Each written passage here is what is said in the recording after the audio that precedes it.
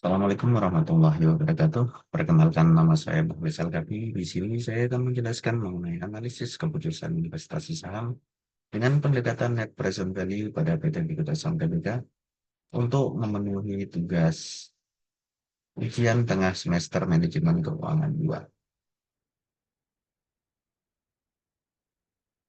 Ada beberapa hal yang kita bahas. Yang pertama dari abstraksi, pendahuluan, tinjauan pustaka, metodologi penelitian, hasil penelitian dan pembahasan, serta kesimpulan dan syarat. Tujuan penelitian Tujuan dari penelitian ini adalah untuk mengetahui pengambilan keputusan investasi dengan menggunakan analisis net present value pada PT Bikuta Saham. Populasi penelitian adalah seluruh laporan keuangan PT Bikuta Saham.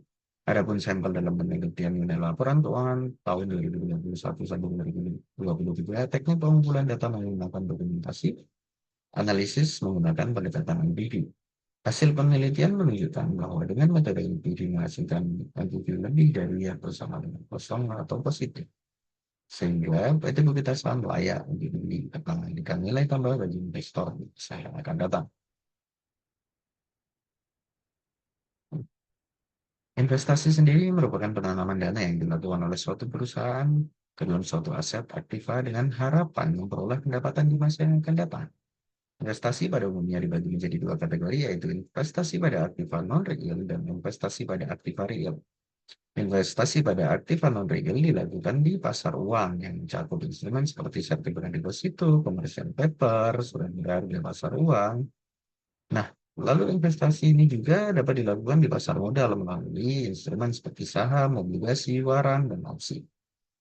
Di sisi lain, investasi pada aktiva real melibatkan pembelian aset produktif, perusahaan pabrik, pembukaan tambang, serta pengembangan perkebunan. Menurut Arifin, analisis fundamental terbagi menjadi dua pendekatan, yaitu present value dan pendekatan price earning ratio. NPV merupakan metode untuk mencari selisih antara nilai dari sekarang cash inflow dengan nilai sekarang suatu investasi, sedangkan pendekatan PAIR dilakukan untuk menentukan nilai suatu saham dengan jumlah dana yang perlu diinvestasikan untuk mendapatkan Rp1 pendapatan dari saham tersebut. Dalam penelitian ini, pendekatan yang dipilih adalah pendekatan NPV, di mana pengambilan keputusan apakah suatu proyek investasi diterima atau ditolak menggunakan NPV, kita bandingkan nilai NPV dengan nilai nol. Analisis harga saham dengan pendekatan NPV ini membantu investor untuk mengambil keputusan. Uraian latar belakang di atas membuat peneliti melakukan penelitian dengan judul analisis keputusan investasi saham dengan pendekatan net present value pada PT Saham Tbk. Tunjangan pustakanya sebagai berikut. Pasar modal menurut Wijat Mojo adalah suatu sistem keuangan yang berfungsi sebagai tempat untuk memperdagangkan dana jangka panjang di mana dana tersebut memiliki keterkaitan investasi lebih dari 1 tahun. Investasi menurut Jogianto adalah penundaan konsumsi sekarang untuk dimasukkan ke aktiva produktif selama periode waktu tertentu. Lalu konsep nilai waktu uang. Nilai waktu uang merupakan konsep sentral dalam manajemen keuangan. Pemahaman nilai waktu uang sangat penting dalam studi manajemen keuangan. Banyak keputusan dan teknik dalam manajemen keuangan yang memerlukan pemahaman nilai waktu uang, biaya modal, analisis keputusan investasi, alternatif dana, penilaian surat berharga, merupakan contoh-contoh teknik dan analisis yang memberi pemahaman tentang konsep nilai waktu nilai uang. Nah, nilai masa depan, future value, dan nilai sekarang, present value. Nilai masa depan adalah jumlah yang akan dicapai oleh arus kas atau serangkaian arus kas yang berkembang setelah melalui jangka waktu tertentu bila dilanjutkan dengan tingkat suku bunga tertentu. Sedangkan nilai sekarang adalah nilai dari arus kas atau serangkaian arus kas di masa yang akan datang. Metodologi dari penelitian ini sendiri, yang pertama, jenis penelitian. Penelitian dilakukan termasuk dalam jenis penelitian deskriptif dengan pendekatan kuantitatif. Populasinya yaitu data pembagian dividen tahun 2020 sampai 2023 PT Bukit Saham dan closing price saham per 31 Desember 2023 dari PT Bukit Saham. Sampel penelitian ya ini data pembagian dividen dan closing price saham. Teknik pengumpulan data sumber dari penelitian ini diambil dari website idx.co.id dan investing.com. Dan jenis data yang digunakan adalah pembagian dividen tahun 2020 sampai 2023 PT Bukit Asam dan closing price saham per 31 Desember 2020.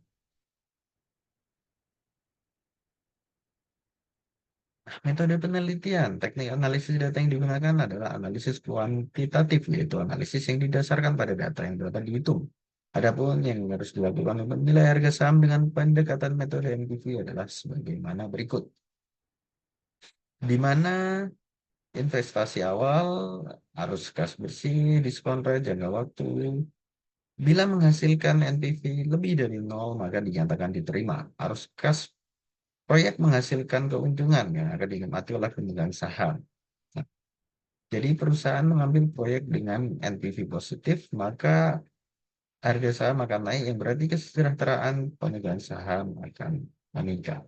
Nah, apabila NPV bernilai di bawah nol atau negatif, maka investasi sebaiknya ditolak. Lalu hasil dan pembahasan adalah sebagai berikut. Yang pertama kita akan menaksir aliran kas dalam penggunaan NPV. Nah, pada kasus investasi PKB kita sampaikan ini, kita asumsikan bahwa arus uang yang akan diterima 3 tahun ke depan sama dengan 3 tahun yang terbelakang, di mana perusahaan membeli 1 juta lembar nih pada 4 Januari dengan harga per lembar saham adalah 2.790, sehingga biaya awal investasi yang harus dikeluarkan adalah 2.790 juta rupiah. Dan menjual saham tersebut di tahun ketiga investasi selesai, yakni di 28 Desember 2023 dengan harga saham 2.460. Maka diperoleh kas dari penjualan investasi sebesar 2.460 juta rupiah dengan asumsi tingkat diskonto 6%. Maka didapatkan data uang masuk sebagaimana tabel berikut. 2021 menerima uang sebanyak 74.690.000 berdasarkan dividen tahun 2020 yang dibagi di 2021. 2022 mendapatkan arus kas 688.520.000 ya berdasarkan dividen tahun 2021 yang dibagi di tahun 2022.